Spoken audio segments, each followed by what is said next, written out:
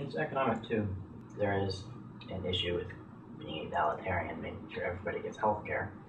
And there's the issue that healthcare is just going to bankrupt our country. That we have, our healthcare is the worst, one of the worst in the world, and it's one of the most expensive in the world. Like 37 or something on both being too expensive and just I think 37 and overall being too expensive and having bad coverage. Yeah.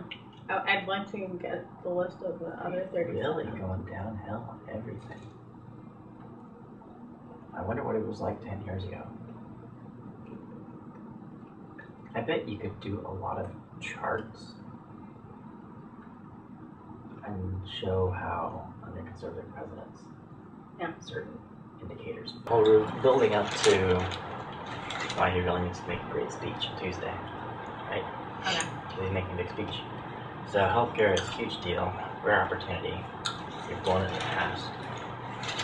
He has a golden opportunity, all that stuff. And it is kind of unique. I mean, it's a slow, methodical process. We'll get it eventually. But these kind of opportunities don't come along all that often. It might take us another 8 years if we don't do it now. Right. You know?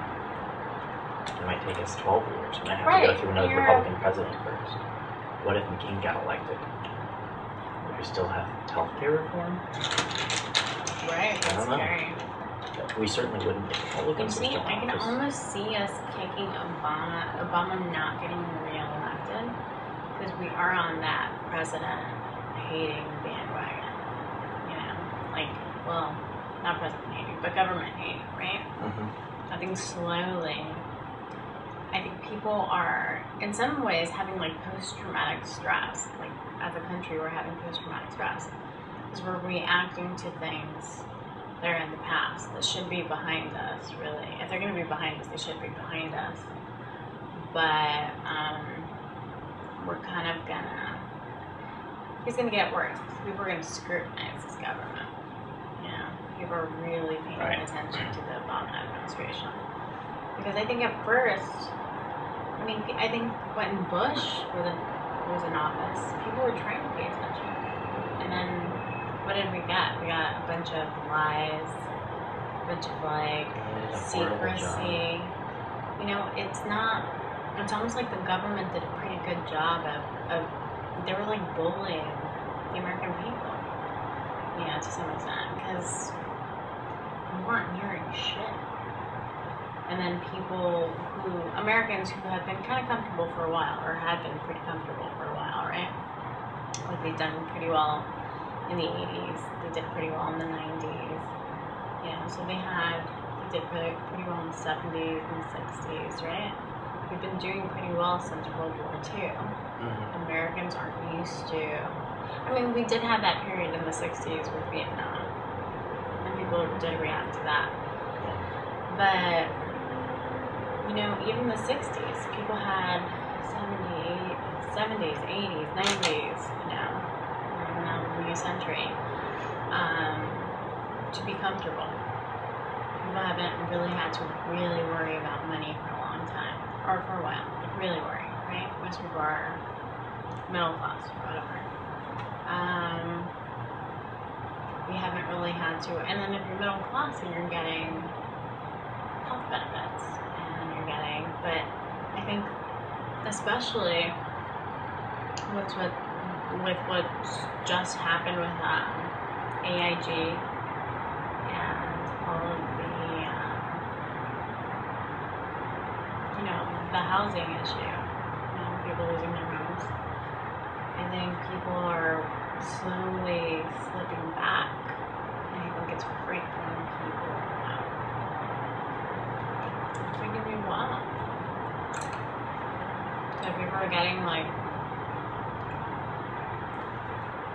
they're really scared that government's gonna fuck up again. I think is what it is. Right. They're really scared that the government's gonna fuck up again because we're so fucking used to government fucking. We've been used to government fucking out for a while now. And that's what we need to hammer. Like, that's what I'm saying. Republicans are using that to their advantage, and Democrats are rolling over. They understand that they need to fight this argument. Right. You know, the problem was created by a lack of government in the economic sector, Yeah. in the medical sector, and that has nothing to do with the problem of, you know, excessive security government, you know, doing highly illegal activity like Right. spying on American warrants, arresting them. I mean, judges have ruled that they've acted criminally.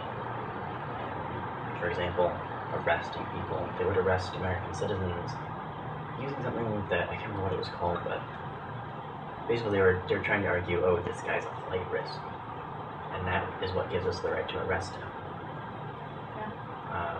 But they didn't get proper channels for that. They didn't get to a judge to give that order to allow them to arrest them.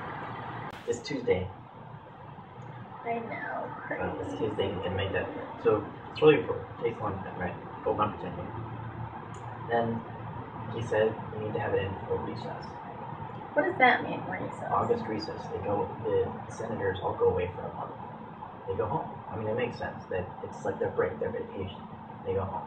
They're not in chamber. They're not working anymore. The legislation goes through. And Congress is on break. It's the August recess. So he wanted to get it in before then. They didn't. And now during this August recess, all the crazes are coming out fighting healthcare, and they're doing it from an anti-government perspective. They're like, you know, did you like the Iraq War? Did you like healthcare? Did you like financial bailouts? Then you're gonna love healthcare reform because it's the exact same thing. Yeah. So They're fighting from the anti-government perspective, and like, why wouldn't they? I mean, are Democratic leaders really that stupid that they don't see this coming? I mean, I know Obama was fighting to get it in before the August recess, but you have to know that it's not going to work, and then you have to have backup plan. Like, he better have been thinking about this for months, not like this, oh crap, it looks like we're losing, I gotta pull something out of my butt. Right, there better be a plan B. Right, he better have had this from the start, and it better be full force. He did attack it really quickly.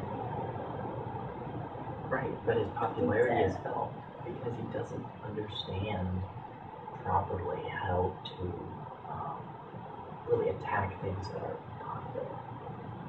He rode the anti-Bush, anti-government wave, but now he has to argue in favor of more government.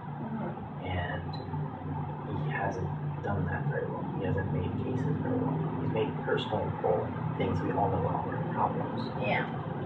But he hasn't come out with hard numbers about, Biden did a little bit about with the help with the recovery thing. He talked a little bit about that. But the biggest thing is it's not about what's worked so far. It's about what hasn't worked. All the problems that we've had. It's really been because of too little regulation. The free market has had its go at healthcare for decades.